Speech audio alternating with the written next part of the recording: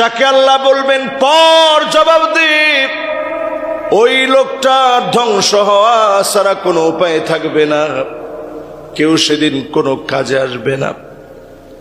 আজকে দুনিয়ার জীবনে সামান্য বৃষ্টির ভিতরে বের হলে বাপ কতভাবে সন্তানকে ছাতি দিয়ে আগলে রাখতে চায়, নিজের শরীর ভিজে যায় তারপরেও সন্তানকে ভিজতে দেয় না।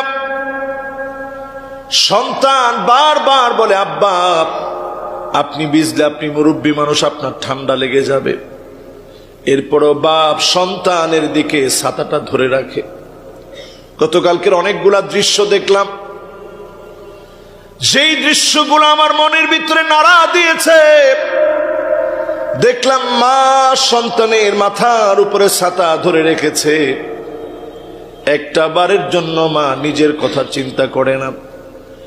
বাপ সন্তানের মাথার উপরে ছাতা ধরে রেখেছে, একটা বার নিজের কথা ভাবে না। রিকশায় চড়েছে, অধিক অংশ কাগজটা সন্তানের দিকে দিয়ে রেখেছে, প্লাস্টিকের পলিথিন সন্তানের দিকে দিয়ে রেখেছে, সন্তানের যেন জ্বর না আসে।